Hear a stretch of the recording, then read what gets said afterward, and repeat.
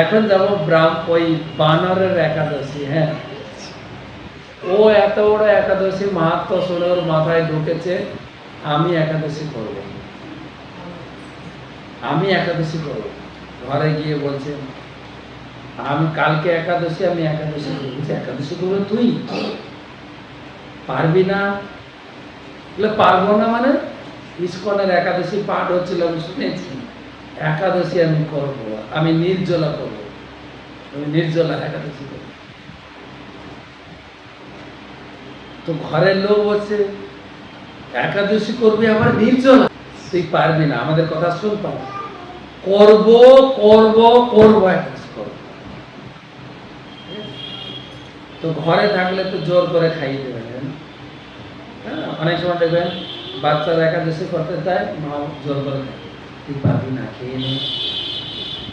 সেই জন্য বলছে আমি ঘরে থাকবো না, জঙ্গলে চলে যাবো। জঙ্গলে গিয়ে বলছে আচ্ছা আমি প্রথমবার একাদশী করছি, কিন্তু আগে কোনোদিন করিনি, আবার করছি। তো করছে কি করছি? নির্জলা। কালকে যদি পারণের সময় গাছে না উঠতে পারি, ফল পাড়তে না পারি, আজকে গাছে উঠেই বসে থাকি। বেটার হচ্ছে আগে থেকে বসে থাকি। তারপরে আবার চিন্তা করছি প্রথমবার করছি, জানি না কত দুর্বল হয়ে যাব, যদি হাত বাড়িয়ে ফলটা পাড়তে না পারি, ফলটা আজকে পেড়েই রাখি, কি জানি কি দাঁতগুলো যদি না চলে কালকে, তার থেকে আজকে চিবিয়েই রাখি। এ কি হলো? চিবিয়ে রাখলাম, তাহলে খেয়ে নিই না। তো মাহাত্ম শুনে মনে হয় আমি করব, কিন্তু করার মতো কারো গাইডেন্সে যারা একাদশী করে, অনেক লোক আছে 24টা একাদশী নির্জলা করে, যারা করে তাদের গাইডেন্সে করতে হবে। এবং যদি এরকম সেবা কাজে বা নাম জপ প্রচার এইগুলো যদি যুক্ত থাকি, সময় কেটে যাবে, বুঝতে পারবো। ঠিক আছে, এবারে পরের দিন আমি কি খাবো, মানে একাদশীর দিন 3 বেলা খাবার আমি খাবো, তাই তো? তাই তো না, নিয়ম আছে, কমপক্ষে পালন করুন। জগন্নাথের মহাপ্রসাদ দিয়ে পালন করুন। ভালো হয় অল্প খাবেন, যদি ফল জাতীয় কিছু খান ভালো, বা সিদ্ধ জাতীয় কিছু অল্প অল্প 1/4, মানে 4 ভাগে একবার খাবেন, অল্প অল্প করে শরবত বা জল খেতে খেতে খেতে দুপুরের দিকেও খেতে পারেন, তাহলে ধীরে ধীরে আপনি সঠিক এসে যাবেন। সেই জন্য যারা একাদশী করে নিয়মিত, তাদের সঙ্গে কথা বলে আলোচনা করে গাইডেন্স নিয়ে করলে করতে পারবেন। তো আমি আপনাদের নিরুৎসাহিত করছি না, কিন্তু আমার উদ্দেশ্য হচ্ছে শাস্ত্রের এই কথা আপনাদেরকে উৎসাহ দিচ্ছি। আমাদের কি মনে হয় আমরা করতে পারবো কিনা? হ্যাঁ কি না? জোরে আসছে না? করতে পারবো? জোরে মনের জোর লাগবে। আরেকটা হচ্ছে, এটা হচ্ছে হরিব্রত, কৃষ্ণ শক্তি বিনা নহে তার প্রবর্তন। ভগবানের কাছে ওকে প্রার্থনা করো, রাধারানীর কাছে প্রার্থনা করো, রাধারানী, হে রাধারানী আমাকে শক্তি দিন, আমি যেন এই ব্রতটা ভালোভাবে করতে পারি। হরির শক্তি থাকলে, রাধারানীর শক্তি থাকলে, গুরু বৈষ্ণবের আশীর্বাদ থাকলে আমি করতে পারবো। সকালে ঘুম থেকে উঠে স্নান করে মঙ্গল আরতি করে ভগবানের কাছে, গুরু বৈষ্ণবের কাছে আকুলভাবে প্রার্থনা করব যে আমাকে আশীর্বাদ করুন, একটা ব্রত আমি যেন খুব নিষ্ঠা ভরে এবং খুব বিঘ্নহীনভাবে আমি যেন এই ব্রতটা করতে পারি, তাহলে সম্ভব হবে। বুঝছে না? গুরুদেবের যদি কৃপা হয়, হ্যাঁ, গিরিও লঙ্ঘন করতে পারে পঙ্গু, আর মুখম করতি বাচালম, মুখ ব্যক্তি, মুখ মানে বোবা, সেও গুরুদেবের কৃপায় বাচাল হতে পারে।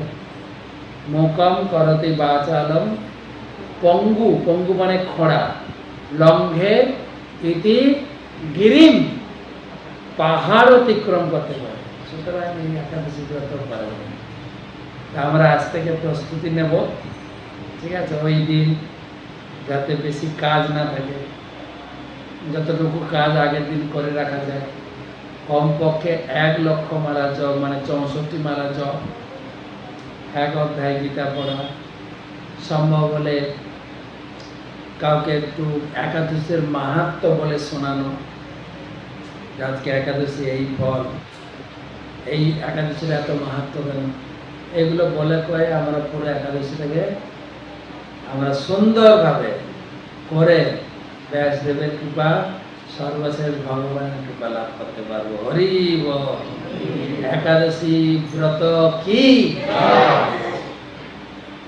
আর একটা কাহিনী শোনাবো। একাদশী চলছে তো না, এখন চলছে একাদশী ব্রত, ছোট্ট কাহিনী, একদম প্র্যাকটিক্যাল কাহিনী। প্র্যাকটিক্যাল। একবার এক গৌড়ীয় মঠের মহারাজ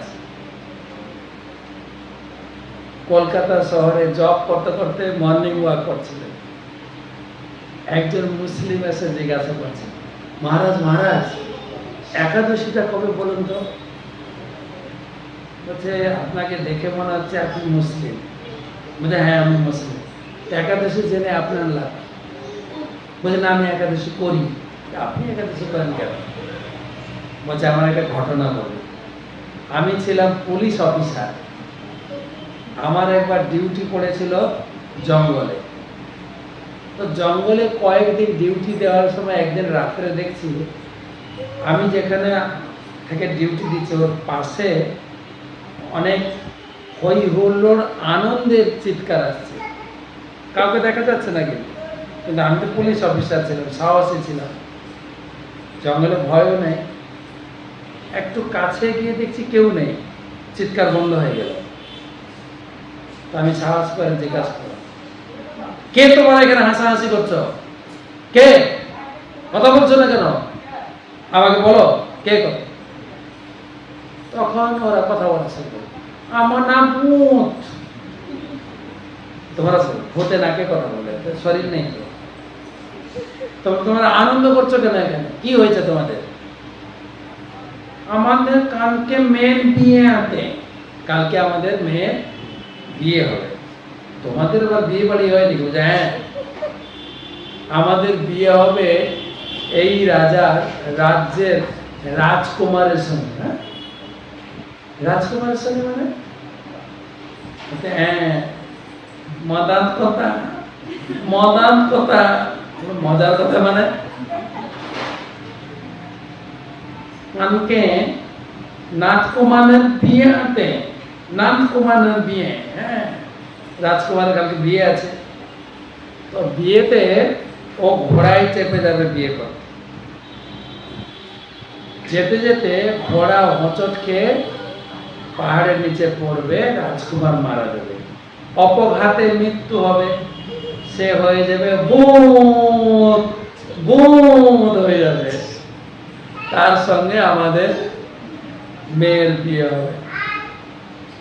এই জন্য আমরা আনন্দ করতে, হ্যাঁ হ্যাঁ হ্যাঁ হ্যাঁ হ্যাঁ আনন্দ করতে, আনন্দ করছে। তো এর কৌতূহল হয়েছে ঘটনাটা সত্যি কিনা। তো ওইখানে রাজ দরবার ছিল, ওখানে গিয়ে সত্যি রাজকুমারের বিয়ে। আরো তো কাউকে কিছু বলে, শুধু দেখছে কি হয়। ঘোড়ায় চেপে যাচ্ছে আর অপঘাতে মৃত্যু হয়েছে। এবার রাত্রে বিয়ে হবে, তো যেখানে পোস্টিং ওখানে এসে দাঁড়িয়েছে। রাত্রে কান্নার রোগ আসছে, সবাই কাঁদছে। তো ওখানে কি বলছে, কি ব্যাপার তোমাদের আজকে বিয়ে বাড়ি, তোমরা কাঁদছো কেন? কিসের জন্য কাঁদছো? বিয়ে বাড়িতে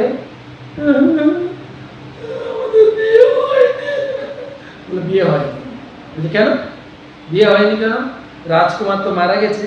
তোমাদের যা প্ল্যান ছিল, মাস্টার প্ল্যান, সব প্ল্যানে কাজ হয়েছে। কিন্তু বলছে না, আজকে ছিল একাদশী, তো বিয়ে করতে গেছে মানে উপবাস ছিল, ঠিক আছে, একাদশী কেটে গেছে সারাদিন উপবাসে, আর মারা গেছে সরাসরি ভগবত ধামে চলে গেছে, সে আর ভূত হয়নি। তো সেইখান থেকে আমি উৎসাহ পেয়েছি একাদশী করার, একাদশী করছি। আমি বলুন না কবে একাদশী, তো সেই জন্য একাদশী করুন। হরি বল, একাদশী ব্রত কি। ধন্যবাদ সকলকে। হরে কৃষ্ণ।